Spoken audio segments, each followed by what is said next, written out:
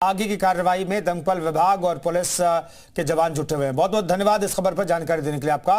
और बात कर लेते हैं संभल की। दरअसल रविवार को संभल में हुई हिंसा के बाद आज पहला जुमा था। ऐसे में टेंशन यही था कि जुमे की नमाज के बाद कहीं फिर से तो हिंसा नहीं भड़केगी, लेकिन योगी के 5 सुपर कमांडो के चलते संभल में कोई नया बवाल नहीं हुआ। इन्हीं की अगुवाई में पूरे संभल को अभेद्य किले में तब्दील कर दिया गया था, जिसके चलते आज संभल में सब कुछ शांति से निपट गया।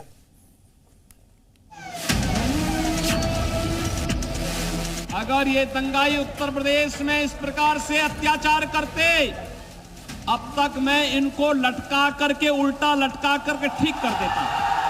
दंगाई या तो यूपी छोड़ चुके हैं या राम नाम सत्य है की यात्रा में निकल चुके हैं। और हम लोग हमेशा इस बात को मानते हैं कि जहां चाह वहां राह। जहां चाह वहां राह। योगी आदित्यनाथ ने अगर तय कर लिया कि यूपी को दंगा मुक्त रखना है तो इसे अंजाम तक पहुंचाने में वो कोई कसर नहीं छोड़ते। संभल में बीते रविवार को जो जानलेवा हिंसा हुई थी, उसके बाद आज पहला जुमा था।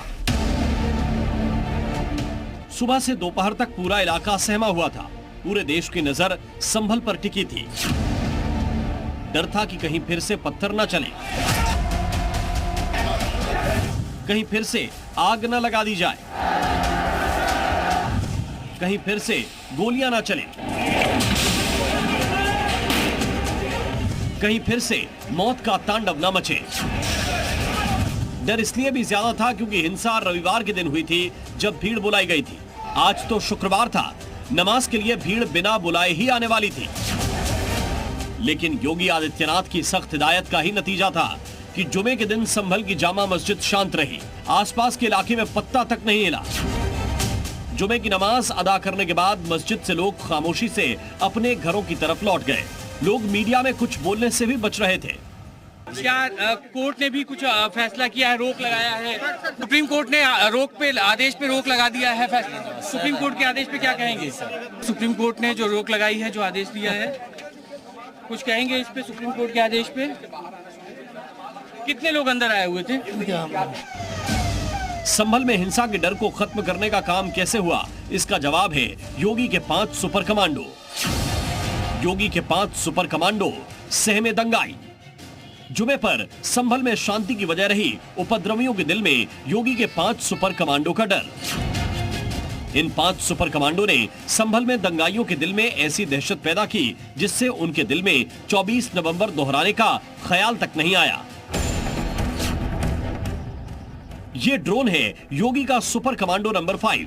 शाही जामा मस्जिद के आसपास आने जाने वालों और मस्जिद के आसपास की छतों की हर छोटी बड़ी एक्टिविटी पर नजर रख रहा था ये सुपर कमांडो। ड्रोन को ऑपरेट जमीन से किया जा रहा था, लेकिन उसकी निगाह आसमान से सब पर थी। ड्रोन की तैनाती इसलिए भी की गई थी ताकि अचानक से भीड़ किस गली से आई है पता लग सके। संभल में योगी आदित्यनाथ का अगला सुपर कमांडो थी ये गाड़ी। ये गाड़ी कोई आम गाड़ी नहीं है, बल्कि दंगाइयों पर कहर बनने वाली गाड़ी है। इसे दंगा नियंत्रण गाड़ी कहते हैं। जहां कहीं भी ये गाड़ी खड़ी होती है, दंगाई वहां से 1 कोस दूर भाग जाते हैं। इस गाड़ी में दंगाइयों को काबू में करने का हर हथियार, हर उपकरण मौजूद है और इसलिए ये गाड़ी दंगाइयों पर वज्र प्रहार करती है। पुलिस की ये जो पूरी कार्यप्रणाली रही, इसी की वजह से जिस तरीके की आशंकाएं जताई जा रही थी, वो आशंकाएं पूरी तरीके से खत्म हो गई। वज्र वाहन के साथ साथ जो पुलिस के तमाम कंपनीज है, 16 कंपनियां यहाँ पे लगाई गई थी, जिसमें पीएसी और आरआरएफ की टीम भी यहाँ पे मौजूद थी, जो लगातार हर इलाके में, हर गली में, हर चौराहे पर मौजूद थी ताकि किसी भी तरह की कोई अनहोनी ना हो सके। संभल पर योगी की तीसरी नजर थी। शाही जामा मस्जिद के इर्द गिर्द 20 सीसीटीवी कैमरे लगाए गए थे। एक दिन पहले ही मस्जिद के चारों ओर सीसीटीवी का जाल बिछा दिया गया था ताकि जामा मस्जिद की ओर आने वाले हर रास्ते की निगरानी हो सके। पूरा मस्जिद परिसर बाहर की तरफ से अगर आप देखें तो यहाँ पर 7 कैमरे लगाए गए हैं। ये सिर्फ मस्जिद के बाहर की तस्वीर है। अगर पीछे भी अगर आप देखेंगे तो वहाँ भी हर तरफ कैमरे लगा दिए गए हैं। ड्रोन से निगरानी रखी जाएगी। फोर्सेज यहाँ पर पहुँच चुकी हैं। उसके पहले से ही तैयारियां पुख्ता कर ली गई हैं। लापरवाही की कोई भी यहां पर गुंजाइश नहीं है। संभल में योगी के सुपर कमांडो नंबर 2 रहे police, PAC, rapid action force और रैपिड रिस्पांस फोर्स के जवान। संभल में कदम कदम पर इतने सुरक्षा बल के जवान थे, उतने तो लोग भी सड़कों पर नहीं दिखे।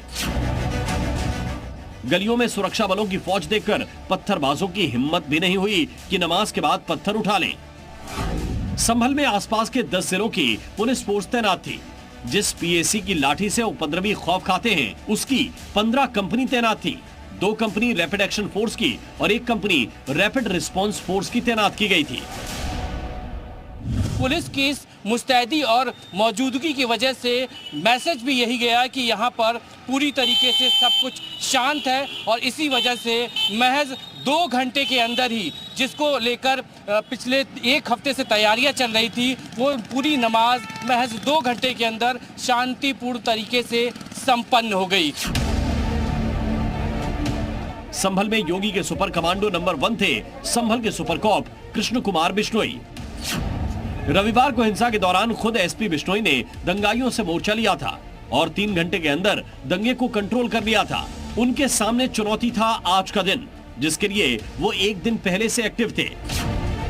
के बिश्नोई की रणनीति के मुताबिक पूरे संभल में सुरक्षा चक्र बिछाया गया था।